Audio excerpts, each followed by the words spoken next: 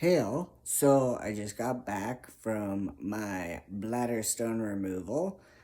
So this morning I got a phone call at around 9 o'clock asking me if I was still coming in for 10:30, which is when I was supposed to show up, and my surgery is at 1. They told me that my surgeon was actually running early, so they said that I'd be getting in earlier.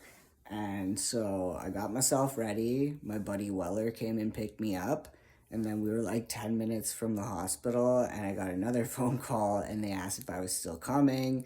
And they said again that my surgeon was early. So I was like, I'm like 10 minutes away. I'll be there in like 10 minutes. And then so we got there. Buddy dropped me off, went inside, took a ticket, and went to go sit down. And they called my number right away.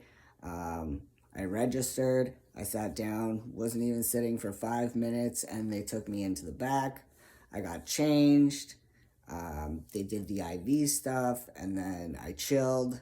I think I probably went in for surgery.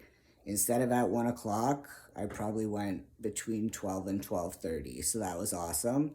When I woke up, felt pretty good.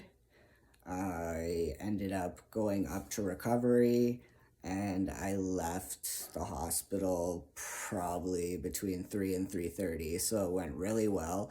Something really cool was that I had mentioned in a video before that I had to go get a catheter removed back, like I think this was stage 1, and I went to my doctor's office, and there were 2 nurses there, and they were all like, oh, we've done this thousands of times, this will be so easy, blah, blah, blah, blah, blah.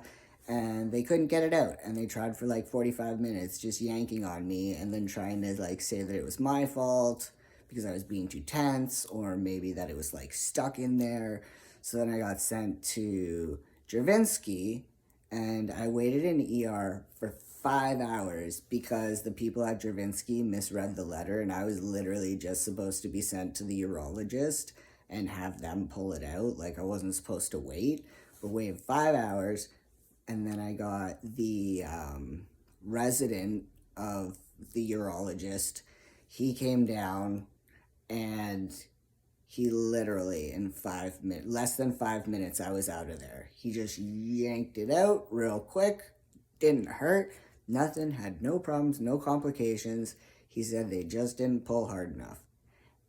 So my exciting point was that when I was coming into the operating room, there was this guy there, and he looked at me, he's like, I know you.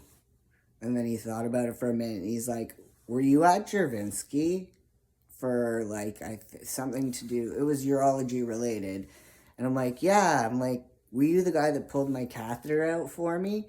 And he was like, yeah, that was me. So it's really actually cool that somebody who was in the operating room with me is somebody that I knew before that helped me out. So that was really cool. I'm so used to surgeries. I just go in and I try to like help out as much as possible. I know I need my blood pressure and all that done, so raise the arms up, let them do whatever they gotta do. I chit chat with everybody. I don't get like stoned where I'm like out of it, like the videos you see of people. I just end up talking to people a little bit more, explain some of my trans stuff to one of the nurses that was taking care of me afterwards. She's very interested. She thanked me for sharing, and I even gave her like my trans fella's Instagram and YouTube in case she wanted to know a little bit more. But yeah, everybody was super nice. Things went really well. I actually feel really good. I haven't peed since I got out of surgery, which they said is not a big deal. It wasn't a stipulation that I had to pee before I left. But from what I understand, everything is great, and I do not have a catheter. So I'm just me right now, and I get to start going pee again normally and not have to go through pain, which I am stoked about. And I will do another update video sometime next week to let you guys know how I'm feeling, what's going on, and a little bit more possibly about things. So I'll chat at you later. Peace.